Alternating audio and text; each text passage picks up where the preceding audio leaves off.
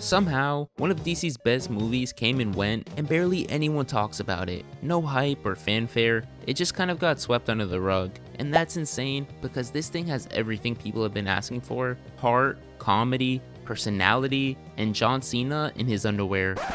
So today, I want to talk about why James Gunn's The Suicide Squad is one of the most underrated superhero movies ever made. A forgotten masterpiece, if you will.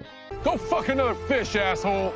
In 2023, the DC Extended Universe officially came to an end with Aquaman 2. And just a year later, Creature Commandos premiered, marking the beginning of DC's brand new shared universe. But what you might not realize is that these two worlds are actually connected. You see, back in 2021, right in the middle of the COVID lockdowns, Warner Bros. Quietly dropped a movie straight onto HBO Max, The Suicide Squad. So that's it? What, we some kind of Suicide Squad? No, not that one. I'm talking about James Gunn's The Suicide Squad.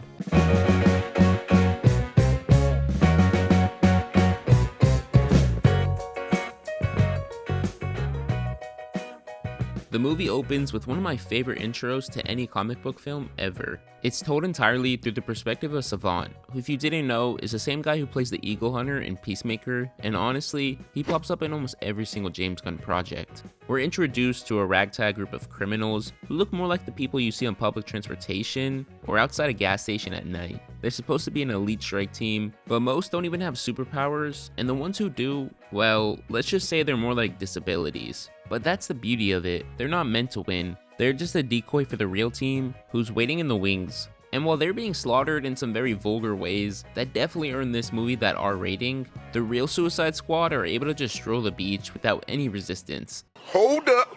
Wait a minute! But before that can happen, we get some backstory. Bloodsport, who's basically the leader of the team, only agrees to join because Amanda Waller's blackmailing him, and if he says no, well, let's just say his daughter might end up in a jail cell with a bunkmate who shares a suspiciously high amount of DNA with her. Next on the team is Peacemaker, who's basically Bloodsport, but instead of common sense, he replaced it with blind patriotism. Also, if you haven't watched his show, you need to, and if you have, check out my video on season 2. Then there's King Shark, who's a literal great white toddler. He barely talks, eats people, and still manages to be one of the best characters in this movie. The fourth member of the team is Ratcatcher 2, who has the ability to control rats with her device, which sounds like a stupid power until you think about how many rats there actually are. Just imagine her in New York and the damage she could do.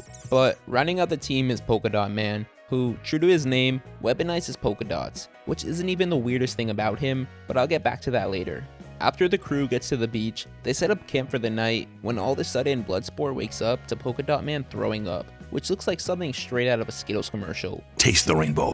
Then, King Shark gets caught going for a midnight snack, but Bloodsport stops him. The look on his face reminds me of when I was caught eating a block of cheese at 3 a.m. But speaking of cheese, Ratcatcher actually forgives King Shark after the incident and even befriends him. I love that her whole character revolves around empathy and finding the good in people, but personally, I would not be able to fall asleep after that. Meanwhile, two people from the decoy team manage to survive the bloodbath. Rick Flag, the captain of the team, and Harley Quinn, who are both captured by the soldiers. But back at Argus headquarters, they're able to locate Rick.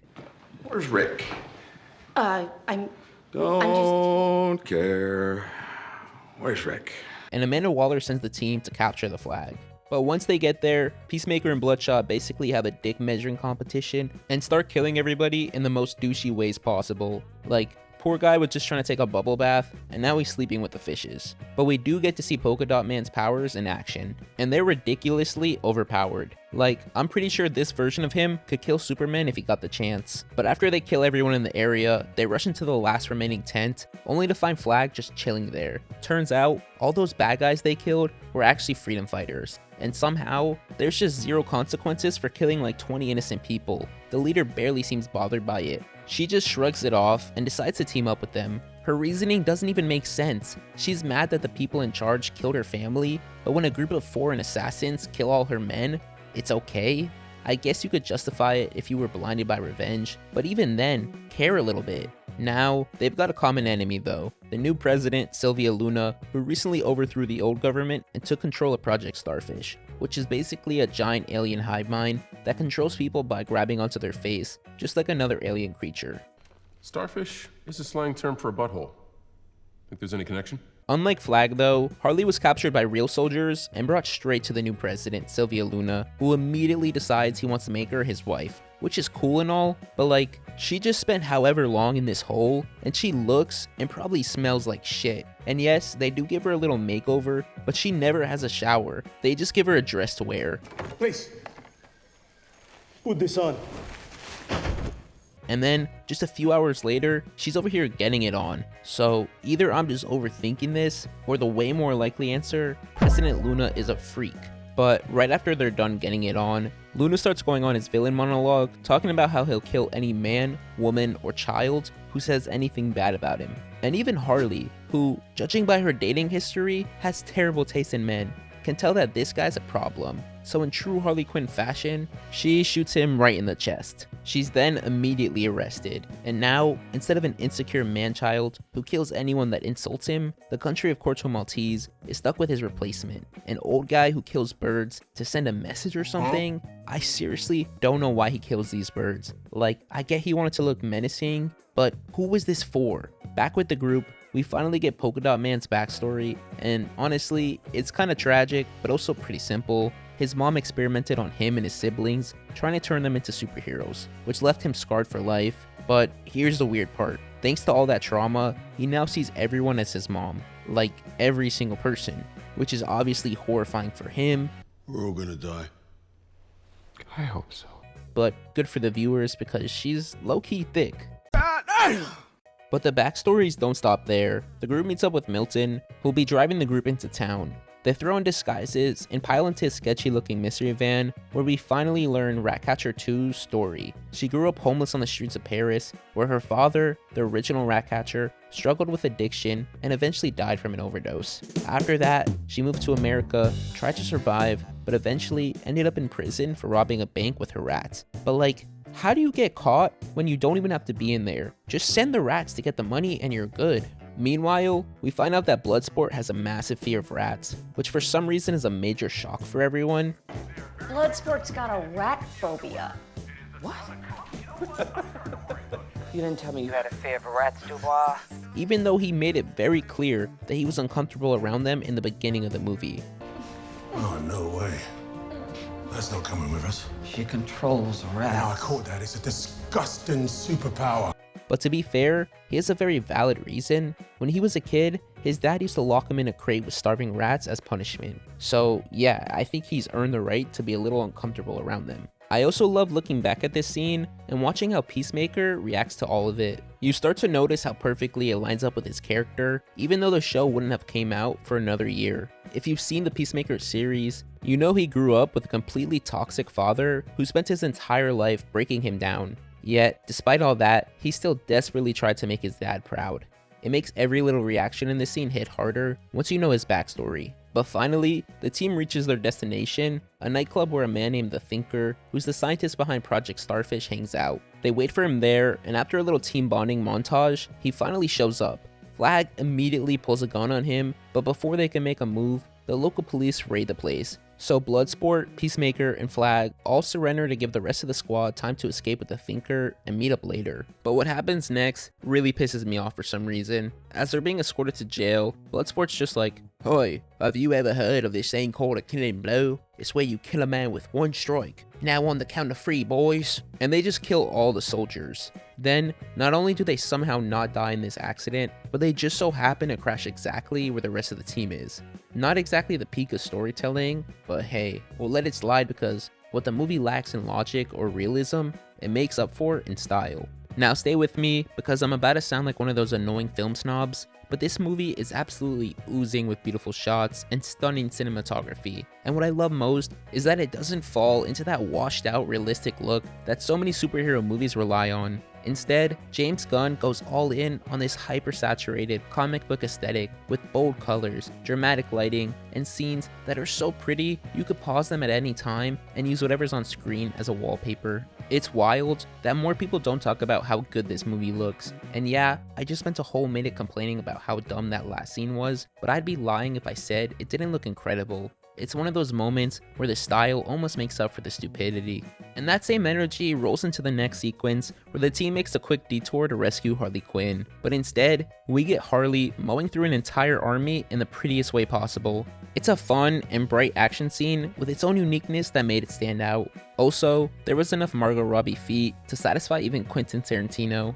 After the fight, Harley finally rejoins the team, and together, they head to Jotunheim with the Thinker. He sneaks them inside the facility, where Flag and Ratcatcher head off to shut down Project Starfish, while the rest of the squad rigs the place with explosives. But in the process, Milton dies, and Polka Dot Man accidentally sets off the bombs. Meanwhile, the Thinker finally spills the truth. The United States has been behind Project Starfish the entire time. The squad's mission was never about saving anyone. It was about destroying the evidence before the world could trace it back to them. Which, let's be honest, is exactly what the US government would do if this were real. But Flag's not having it. He refuses to be a part of the cover-up and grabs the hard drive, planning to leak everything to the press. The only issue, Peacemaker is standing right next to him, and his idea of peace is... it's a little different. They call you Peacemaker. I cherish peace with all my heart. I don't care how many men, women, and children I need to kill to get it. But if this whole beach was completely covered in dicks, and somebody said I'd eat every dick until the beach was clean for liberty, I would say no problemo. But before he can kill Flag, the building collapses as Starro starts breaking out. When the dust settles, the two regain consciousness and fight for a while, but Peacemaker gets the upper hand and kills Rick Flag, stabbing him straight through the heart. Peacemaker. What a joke. Ratcatcher 2, who watched all this go down, grabs the hard drive from the floor and makes a run for it. But Peacemaker chases her down, and instead of just being sort of a bad guy and destroying the hard drive because he's following orders, he decides to go fully unhinged and kill her because I'm thorough. But as he's about to kill her, Bloodsport literally falls from the sky and kills him first. After all the chaos, the building finally collapses and the team makes a run for it, just as Starro breaks free. The army outside opens fire, and it does absolutely nothing. Starro, who honestly looks like a trolley gummy gone rogue, lifts one of its massive arms and launches a cloud of tiny starfish that latch onto the soldiers' faces. And look, I get that this is supposed to be horrifying, but they honestly seem pretty easy to avoid. Like if you just put your hand over your mouth, you're good. But that doesn't stop Starro from wreaking havoc on the rest of the city. However, with their mission done, it's officially not their problem anymore. But in true anti-hero fashion, the bad guys actually have a heart of gold and decide to fight the giant Patrick Star. Amanda Waller, on the other hand, is straight up a villain. She doesn't give a fuck about what happens to innocent people dying. She threatens to blow their heads off if they disobey her orders, and she definitely would have done it if not for one of her staffers knocking her out. Now with Waller out of the picture, the rest of the team starts making their way towards Starro, but this is where everything starts going wrong. My goat, Polka Dot Man, finally gets his hero moment and immediately gets flattened like a Looney Tunes character, and not one person even reacts. Fuck man, I don't even care about what happens after this. They did my boy dirty.